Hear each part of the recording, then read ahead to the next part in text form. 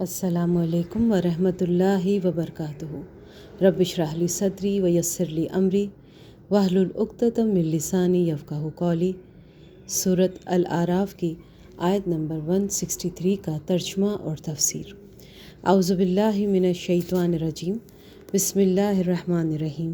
ترجمہ: اور ان سے اس بستی کے بارے میں پوچھو جو سمندر کے کنارے آباد تھی، جب وہ سبت سنیچر کے معاملے میں زیادتیاں کرتے تھے، جب ان کے سمندر کی مچھلیاں سنیچر کے دن تو اچھل اچھل کر سامنے آتی تھیں، اور جب وہ سنیچر کا دن نہ منا رہے ہوتے تو وہ نہیں آتی تھیں۔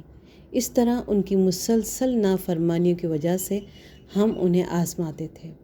تفسیر: یہ واقعہ بھی اختصار کے ساتھ سورہ بقرہ میں گزرا ہے۔ خلاصہ یہ ہے کہ سنیچر کو عربی اور عبرانی زبان میں سبت کہتے ہیں۔ یہودیوں کے لیے اسے ایک مقدس دن قرار دیا گیا تھا جس میں ان کے لیے معاشی سرگرمیاں ممنوع تھیں۔ جن یہودیوں کا یہاں ذکر ہے وہ غالباً حضرت داؤد علیہ السلام کے زمانے میں کسی سمندر کے کنارے رہتے تھے اور مچھلیاں پکڑا کرتے تھے۔ سنیچر کے دن مچھلیاں پکڑنا ان کے لیے ناجائز تھا، مگر شروع میں انہوں نے کچھ ہیلے کر کے اس حکم کی خلاف ورزی کرنی چاہی اور پھر کھلم کھلا مچھلیاں پکڑنی شروع کر دی۔ کچھ نیک لوگوں نے انہیں سمجھایا مگر وہ باز نہ آئے۔ بالا آخر ان پر عذاب آیا اور ان کی صورتیں مسخ کر کے انہیں بندر بنا دیا گیا۔ سورہ بقرہ میں جو الفاظ استعمال ہوئے ہیں ان سے معلوم ہوتا ہے کہ یہ واقعہ اگرچہ موجودہ بائبل میں موجود نہیں ہے، لیکن عرب کے یہودی اس سے خوب اچھی طرح واقف تھے۔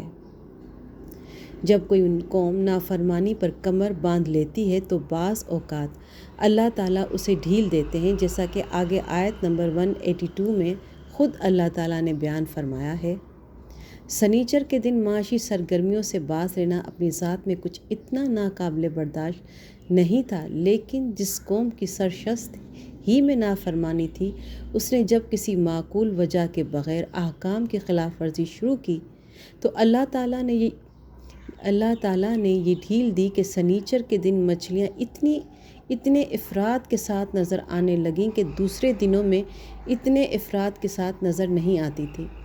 اس سے ان کو نافرمانی کا اور حوصلہ ہوا، اور وہ یہ نہ سمجھے کہ یہ اللہ تعالیٰ کی طرف سے ڈھیل اور آزمائش ہے، اور انہوں نے پہلے ایسے ہیلے کیے کہ سنیچر کے دن مچھلی کی دم میں رسی اٹکا کر اسے زمین کی کسی چیز سے باندھ دیا اور اتوار کے دن اسے پکا کھایا۔ جب ان ہیلوں سے نافرمانی کا حوصلہ بڑھا تو کھلم کھلا شکار شروع کر دیا۔ اس سے یہ سبق ملتا ہے کہ اگر کسی شخص کو گناہ کے وافر مواقع میسر آ رہے ہوں تو اسے ڈرنا چاہیے کہ یہ کہیں اللہ تعالیٰ کی طرف سے ڈھیل نہ ہو، جس کے بعد وہ ایک دم پکڑ لیا جائے۔ سبحان ربک رب العزت عما یصفون وسلام علی المرسلین والحمد للہ رب العالمین۔